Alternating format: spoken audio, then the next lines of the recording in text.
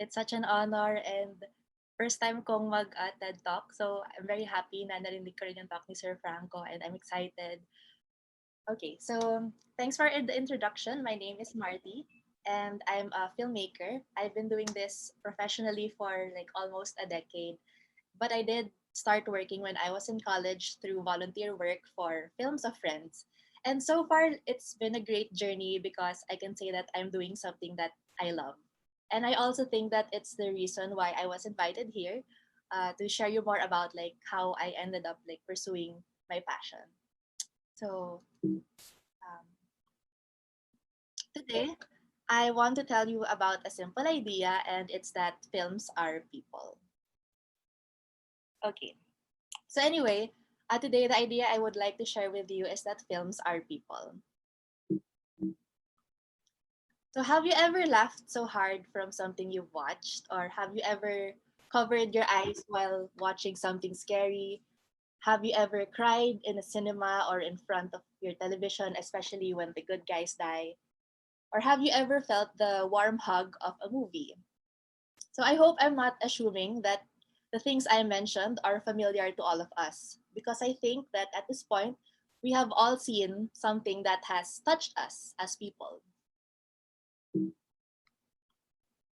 After being locked down in our homes for now more than 2 years, movie watching has been made more accessible than ever.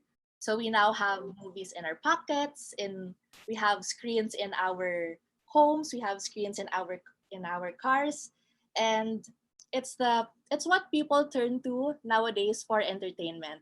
And even local channels have movie replays on television. So it's a part of our lives that I think is often overlooked.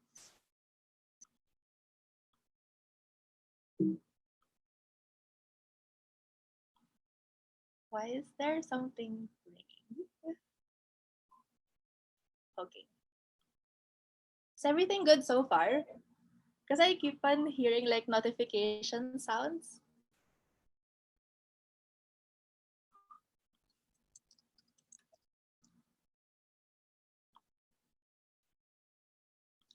Anyway, so I will proceed.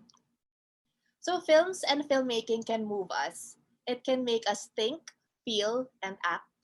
It's a powerful tool, and entertainment is just one of its many purposes. So today, I want you to know that films can change people and that films are people because they can speak and they can be heard. They have souls that can be felt, and they can love and they can show you how beautiful the world is. I remember watching Harold and Maude, a film from the 70s about this young boy who wanted to give up on life and his special relationship with this 8-year-old woman who sees only the beautiful things in life. So I remember having a renewed sense of existence after watching it because there's this lady who has lived through war and abuse. She she was in a concentration camp before, but now that she's 80, she manages to find beauty in things as simple as a plant. So happiness can come from little things, and I learned that from just watching a 2-hour film.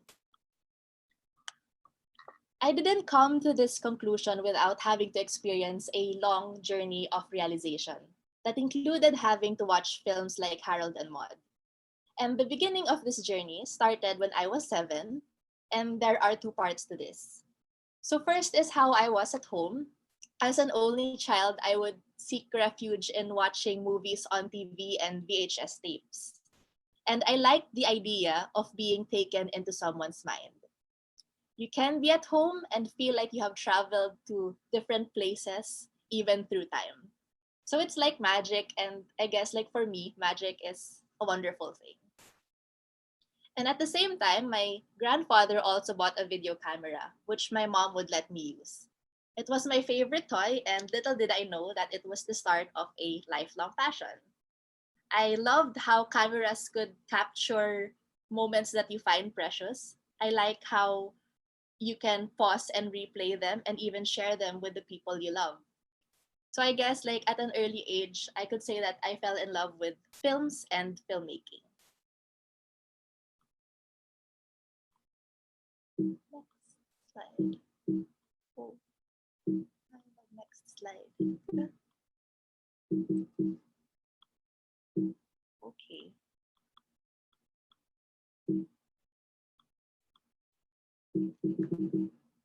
Sorry. I really don't know why the slides are not changing, but I'll just proceed. Just let me know if things are hanging. So, in another side of that story, I was also 7 when a famous action star with no background in law and governance was elected as the 13th president of the Philippines. So back then, it sounded normal. He was famous, and all we ever hear are like famous people, and celebrities are on the top of that list.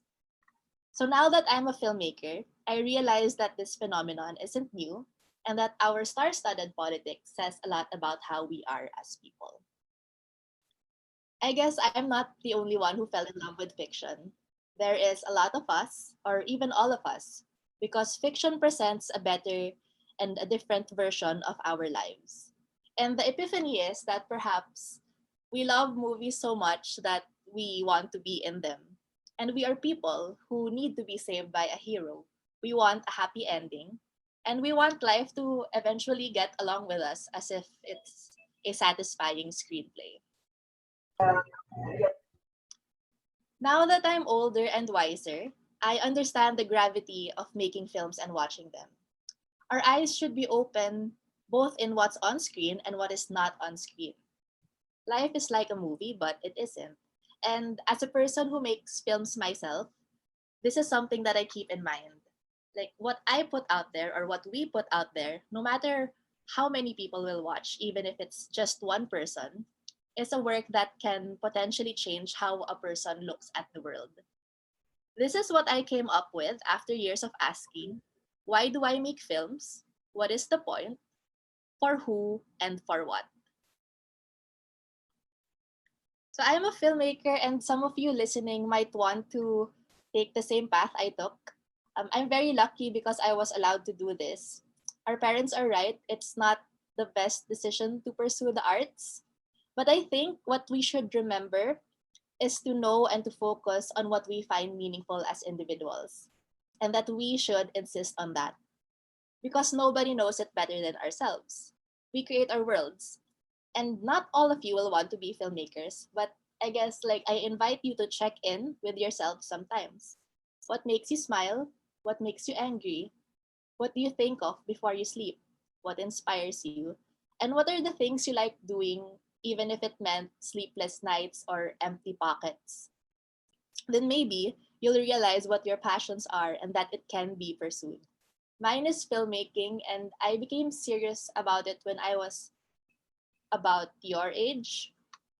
And I was discouraged many times, but through the support of people, I was able to, I guess, just keep on pursuing what I genuinely like doing. So, sincerity and honesty can go a long way. And I think that learning from experience, it leads to things falling into place. Knowing what you really want in life will attract the things you want to happen. And being here is something I never planned. So nurture your love for films or filmmaking or for whatever it is that you love doing, and use it to try to help others navigate what they want to do. When I first started working on my film called Leonor Will Never Die 8 years ago, all I wanted was to make a film. It had a strange story, it was ambitious and expensive, and I was alone in wanting to make the film. But through patience and I guess work, I eventually found allies, my collaborators, and we eventually shot the film in 2019. To make and finish the film was enough, but luck was on our side. We were able to premiere our film in the most prestigious festival in the United States. And it's very unlikely because I'm a first time filmmaker and a woman, and it's a small film. But to be honest, I think it's the sincerity of the work that brought us there. So this is us on set. It's like a playground, and all of us were there to celebrate the joy of making movies. These people who are not only talented people, they are also people who care about the work they do. These people are the ones we need to find and keep in life because like sincerity, support can also go a long, long way. So here are more memories from our shoot. And filmmaking for me is at least like rarely about the film itself. It's more of the process, the unfolding and learning about life and people. It's the creating of relationships between people and places and things to hopefully like make sense of the world.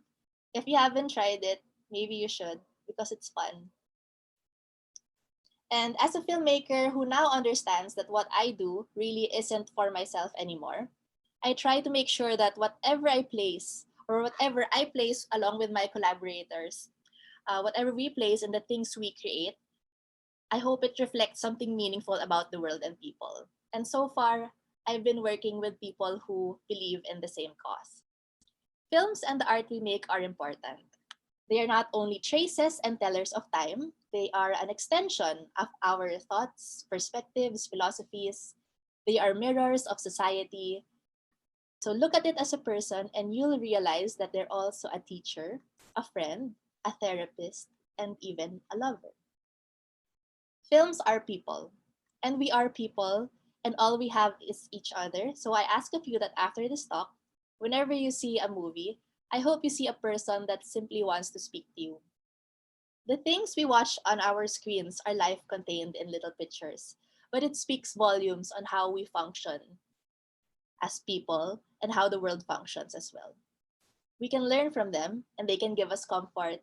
They can change us, and they can even change the world. So, if you're a filmmaker, I hope you realize that the life form you will be creating with your co parents, which is your team, will be a citizen of the world. And like any other citizen, you have a responsibility to say something good or to at least be a good person. Because you're not making a film, you are making a person. Movies like people matter, so make them meaningful and make them well.